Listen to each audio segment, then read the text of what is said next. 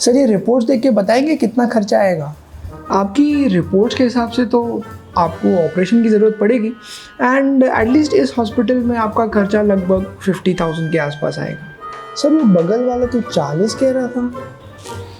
अच्छा, ठीक है सर, मैं घर पे डिस्कस करके आता हूँ। पक्का आप ही के पास आऊँगा सर। ओके, ठीक है। हेलो, हाँ अरे मैंने डॉक्टर साहब से बात कर ली है, ये बड़े महंगे हैं, अपन वो दूसरे वाले से ही करवा लेते हैं।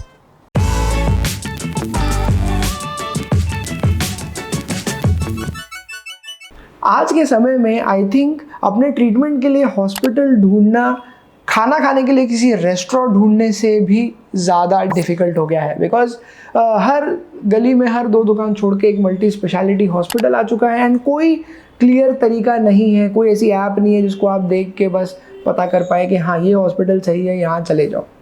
तो सबसे पहला फैक्टर है कि जो हॉस्पिटल है जहाँ पे आप ट्रीटमेंट लेना चाहते हैं वो आपके घर से कितना दूर है, उसकी लोकेशन कैसी है। ये मैं इसलिए कह रहा हूँ क्योंकि स्पेशली अगर आप कोई ऑपरेशन करा रहे हैं, आप डिस्चार्ज हो रहे हैं, आपको बार बार हॉस्पिटल बुलाया जा रहा है फॉलोअप के लिए, तो ये ज़रूरी है कि आप कंफर्टेबली पहुँच पाएँ, ईज़िली पहुँच पाएँ। अगर कोई इमरजेंसी में खुदा न खास्ता आपको हॉस्पिटल जाना पड़ गया तो जाना आसान होना चाहिए। कई बार लोग कोई बहुत स्पेसिफिक ट्रीटमेंट के चक्कर में, स्पेशलाइज्ड ट्रीटमेंट ढूंढने के चक्कर में ऐसी जगह पे जाके अपना ऑपरेशन करा लेते हैं जो कि दूसरे शहर में है, बहुत दूर है, एंड फिर उनको जब कोई सवाल उठता है, जब कोई तकलीफ़ होती है, कुछ दिखाना होता है तो उनके पास मदद करने वाला कोई नहीं होता है। मैं पर्सनली कई बार ऐसे पेशेंट्स से बात कर चुका हूँ ऑनलाइन कंसल्टेशन द्वारा या किसी एक्चुअल कंसल्टेशन में भी, जहाँ पे उन्होंने ऑपरेशन बहुत दूर कहीं फेमस टेक्निक की वजह से या कोई फेमस डॉक्टर के हाथों करवाने की वजह से करवा लिया, लेकिन अब वो परेशान है। तो हॉस्पिटल आपका कितना पास है ये काफ़ी चीज़ मायने रखती है। सेकेंडली, आप जहाँ पे भी हॉस्पिटल पे अपना ट्रीटमेंट करा रहे हैं, ऑपरेशन करा रहे हैं, क्या उस हॉस्पिटल को कांटेक्ट करना आसान है? स्पेशली अगर वहाँ पे कोई डॉक्टर है जो कि आपका ऑपरेशन करने वाले हैं, क्या वो फ्रीली आपको इन्फॉर्मेशन दे रहे हैं? क्या उन्होंने आपको कोई नंबर दिए हैं कि आप इस पे फ़ोन कर लीजिएगा अगर आपको कोई तकलीफ़ हो? क्या 24 घंटे वहाँ पे कोई फ़ोन उठाने वाला है? ये सब छोटी छोटी चीज़ें जो कि लोग पहले कंसिडर नहीं करते हैं, बट बाद में उनको काफ़ी तकलीफ़ होती है बिकॉज हॉस्पिटल्स के पास इतनी फैसिलिटी नहीं होती है कि वो आपको 24 आवर्स एंटरटेन कर पाएँ या एटलीस्ट फ़ोन उठा के गाइड कर पाएँ, या अगर मेन आपका ऑपरेटिंग डॉक्टर अवेलेबल नहीं है तो कोई और इन हाउस डॉक्टर है, कोई असिस्टेंट है या कोई व्यक्ति है जो कि एटलीस्ट आपकी query for the time being solve कर पाए। तो ये चीज़ों को इंश्योर करना, अगर आप स्टाफ से पूछे कि आप कोई कॉन्टैक्ट डिटेल दे दीजिए, अगर मुझे किसी से बात करनी हो तो मैं किससे बात करूँगा, ये सब चीज़ें पूछना मायने रखता है अपना हॉस्पिटल चूज़ करते समय। तीसरी चीज़ कि क्या हॉस्पिटल का स्टाफ फ्रेंडली है। अब अगेन ये सब चीज़ें ऐसी नहीं हैं जिनके ऊपर आप कोई प्राइस टैग लगा सकते हैं जो कि आपको किसी ब्रोशर में दिखेगा। हो सकता है कि बहुत ही महंगा ब्रांडेड बड़ा हॉस्पिटल हो लेकिन कोई वहाँ पे ठीक से बात नहीं कर रहा है, आपको समय देने के लिए कोई नहीं है, आप बस ढूंढ रहे हो कि कहाँ पे मैं किसी से कोई मेरी बात सुन ले। तो ये सारी चीज़ें इंडिकेट करती हैं कि ओवरऑल जो आपका ट्रीटमेंट है वो उतना अच्छे से स्मूथली नहीं जा पाएगा। हो गया, बहुत अच्छी बात है। I don't want to discourage you from going to any big और ब्रांडेड हॉस्पिटल, बट मेरे पर्सनली अगर आप पूछेंगे तो स्टाफ का फ्रेंडली होना जो है वो काफ़ी ज़्यादा मायने रखता है। बिकॉज जो ट्रीटिंग डॉक्टर है वो आपको दिन में 1 या 2 बार मिलेंगे, जो ऑपरेटिंग डॉक्टर है, जो आईसीयू वाले डॉक्टर्स हैं वो आपको कुछ देर के लिए आएंगे, आपको सवाल पूछेंगे, टेस्ट वगैरह एडवाइस करेंगे, बट जो आपका ज़्यादा समय है वो उनके स्टाफ के साथ बीतेगा, जो इंश्योरेंस का स्टाफ है, जो एडमिनिस्ट्रेशन का स्टाफ है, जो एक्चुअल नर्सिंग का स्टाफ है, इनके साथ। तो अगर आपको हॉस्पिटल में जाके ऐसा लगे कि येस यहाँ पे लोग मेरी बात सुनते हैं एंड ओवरऑल एक हेल्दी एटमॉस्फेयर है, तो मैं समझूंगा कि ये सही हॉस्पिटल होगा। हाइजीन एक बहुत इंपॉर्टेंट फैक्टर है जहाँ तक हॉस्पिटल्स एंड ट्रीटमेंट्स की बात आती है। ऑफ कोर्स इसका कोई क्लियर इंडिकेटर नहीं है कि आप कैसे पता करोगे कि हॉस्पिटल में चीज़ें हाइजीनिकली होती है कि नहीं, बट जनरली अगर आप देखेंगे कि हाँ जगह साफ़ सुथरी दिख रही है, इनफ क्लिनलीनेस है, तो मैं कहूँगा कि हॉस्पिटल अच्छा है, यहाँ पे आप ट्रीटमेंट लेंगे तो रिजल्ट्स भी अच्छे आएंगे।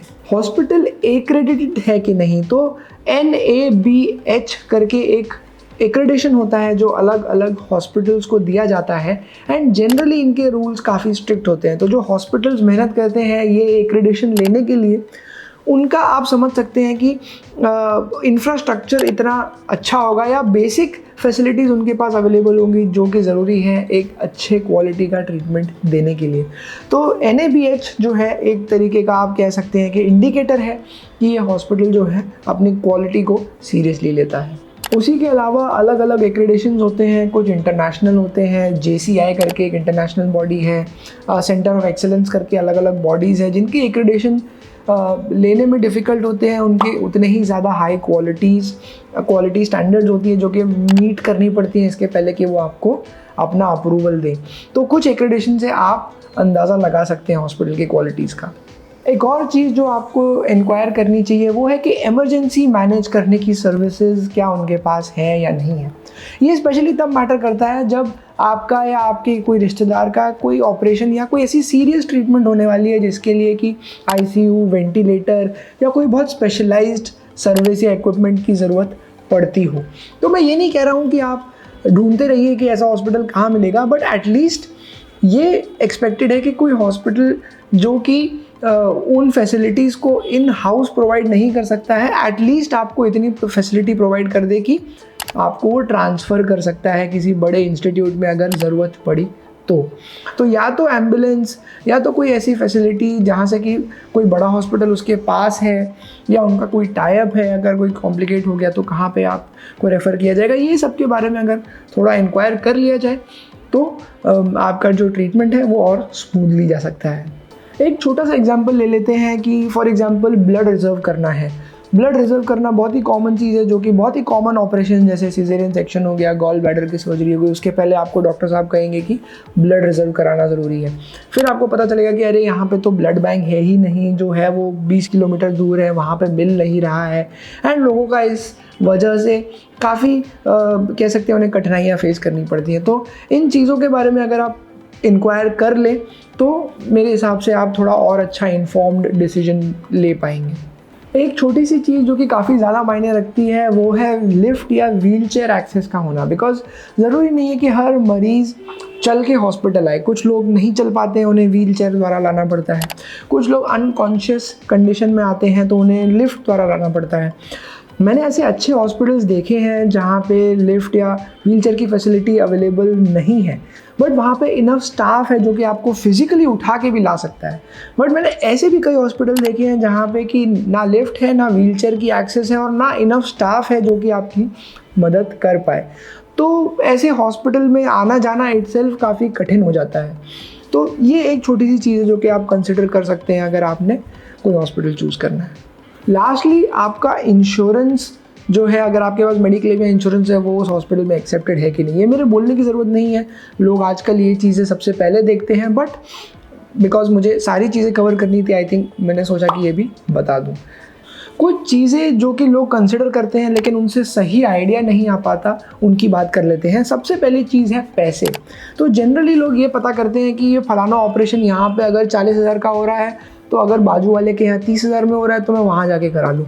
बट पैसे से चीज़ों को जज करने की प्रॉब्लम ये है कि कुछ हॉस्पिटल्स जो हैं उनके खर्चे ज़्यादा होते हैं, ओवरहेड कॉस्ट ज़्यादा रहते हैं, तो और कुछ हॉस्पिटल्स के ओवरहेड कॉस्ट कम होते हैं। तो ये बहुत ही डिफ़िकल्ट हो जाता है ये पता करना कि जो हॉस्पिटल 30,000 चार्ज कर रहा है क्या वो आपको सेम क्वालिटी दे पाएगा जो 40,000 वाला व्यक्ति चार्ज कर रहा है। हो सकता है कि उल्टा भी हो जाए कि आप जाएं किसी महंगे हॉस्पिटल में, बट जो चीज़ों की आपको ज़रूरत है, जैसे मैं बताया फ्रेंडली स्टाफ होना चाहिए, हाइजीन होना चाहिए, ये सब चीज़ें तो नहीं है। उनके बाकी काफ़ी सारे खर्चे हैं, उन्हें बड़ा इंफ्रास्ट्रक्चर मेंटेन करना है, बहुत सारी मशीनों पे खर्च करने हैं, एडमिनिस्ट्रेटिव कॉस्ट ज़्यादा है। तो सिर्फ खर्चे से पता करना कि हॉस्पिटल कैसा है, सिर्फ फिजिकली बिल्डिंग देख के डिसाइड करना कि क्या ये हॉस्पिटल अच्छा है, मेरी समझ में उतना अच्छा इंडिकेटर नहीं है। दूसरा सबसे इम्पॉर्टेंट क्राइटेरिया है गूगल रिव्यूज़। गूगल रिव्यूज़ देख के हॉस्पिटल चूज़ करना मेरी समझ में अच्छा आइडिया नहीं है, because Google reviews number easily manipulate किए जा सकते हैं। बहुत सारे ऐसे सर्विसेज हैं जो कि अच्छे गूगल रिव्यूज़ आपको लिख के देते हैं। एंड दूसरा सबसे इम्पॉर्टेंट कारण कि मेडिकल ट्रीटमेंट कोई ऐसी चीज़ नहीं है जहाँ पे आप रिजल्ट 100% गारंटी कर पाएँ। तो ऐसा बहुत बार होता है कि पेशेंट्स ठीक नहीं होते हैं, उनके रिश्तेदार जो हैं वो गुस्से में आ जाते हैं कि पैसे खर्च हो गए, लो मरीज़ तो ठीक ही नहीं हुआ। हम जाके हॉस्पिटल को 1 स्टार रिव्यू देंगे और ख़राब बातें लिखेंगे, बुराई करेंगे, एटलीस्ट भड़ास निकल जाए, या क्या पता हो सकता है वो कुछ पैसे जो हैं ले पाएँ बुराई करके, या जो भी उनका प्लान हो। तो इसलिए अक्सर गुस्से में जो पेशेंट होते हैं, जो नाराज़ पेशेंट होते हैं, जो सेटिस्फाइड नहीं होते हैं, वो जाके ख़राब रिव्यू लिखते हैं। कभी कभी कॉम्पिटिटर्स हॉस्पिटल के जो है वो ख़राब रिव्यू लिख देते हैं जाके, एंड इससे रेटिंग ख़राब हो जाती है। आपको देख के लगेगा कि कितना ख़राब हॉस्पिटल, बट हो सकता है एक्चुअल में वो अच्छा हॉस्पिटल हो। बहुत बार ट्रीटमेंट का मन चाहा रिज़ल्ट नहीं आने में ना हॉस्पिटल की गलती होती है ना डॉक्टर की गलती होती है। वो बीमारी ही ऐसी है कि आप उससे पूरी तरीके से रिकवर नहीं हो सकते, या कोई ऑपरेशन हुआ, कोई कॉम्प्लिकेशन हो गया, तो इसका गुस्सा निकालने के लिए अक्सर ख़राब गूगल रिव्यूज़ लिखे जाते हैं। एंड इसमें गलती किसी की भी नहीं होती है, बट बाहर से देखने में ऐसा लगता है कि ये हॉस्पिटल ख़राब है बिकॉज लोगों ने उसमें 1 स्टार रिव्यू दिए हैं और ख़राब बातें लिखी हैं। Thirdly, recommendation of your family physician. अब मैं ये नहीं कहूँगा कि फैमिली फिजिशियन जो है वो सब बुरे होते हैं, बट ऐसा मैंने अक्सर होते हुए देखा है कि कई बार जो फैमिली फिजिशियंस रहते हैं वो आपको हॉस्पिटल रेफ़र या रेकमेंड करते हैं बेस्ड ऑन उनके साथ कोई टाई अप है या नहीं है। इसीलिए मैं ये वीडियो बना रहा हूँ जिससे कि आप अपना दिमाग यूज़ करके कोई इन्फॉर्म्ड डिसीजन ले पाएँ, ना कि आप सिर्फ बोलने की वजह से कहीं हॉस्पिटल पहुंच जाएं और बिकॉज आपको सिखाया गया है कि ये चीज़ का तो यही ट्रीटमेंट होना चाहिए, आप वो ट्रीटमेंट जाके ढूंढें और अपना करवाने की कोशिश करें। बिकॉज जो एक्चुअल में ट्रीटमेंट करता है, फॉर एग्जांपल मैं ऑपरेशन करता हूं, तो मैं ये आपको सबसे पहले क्लियर करना चाहूँगा कि आपको ऑपरेशन की ज़रूरत है नहीं है, कौन सी टेक्निक, क्या प्लान, क्या रिकवरी, ये सब मैं समझाना चाहूँगा। बट अक्सर मैंने देखा है जो मेरे पास पेशेंट आते हैं वो ये पहले से समझ के या पहले से उनको ये सिखा दिया जाता है कि आप जाओ ये फलाना ट्रीटमेंट लो और तभी आप ठीक हो पाओगे। तो मेरे हिसाब से वो एक तरीके से इन्फॉर्म्ड डिसीजन नहीं ले रहे हैं, अपना दिमाग नहीं यूज़ कर रहे हैं, एंड मैं नहीं चाहूँगा कि ऐसे किसी भी मरीज़ का ट्रीटमेंट एटलीस्ट मेरे हाथों हो, बिकॉज उन्हें पता ही नहीं है कि उनका ट्रीटमेंट क्यों हो रहा है। पहले तो आपको क्लियर होना चाहिए कि क्यों हो रहा है, कौन सा हॉस्पिटल वगैरह वगैरह, फिर हम आगे की बात करेंगे। तो आई होप इस वीडियो से आपकी मदद हुई हो, आपको थोड़ी क्लैरिटी मिली हो कि आपको कैसे अपना हॉस्पिटल चूज़ करना है। और कोई टॉपिक्स हैं तो आप रेकमेंड कीजिए, दूसरों के साथ इस वीडियो को शेयर कीजिए, उनकी भी मदद होने दीजिए। And with that I will very soon I will see you in the next video.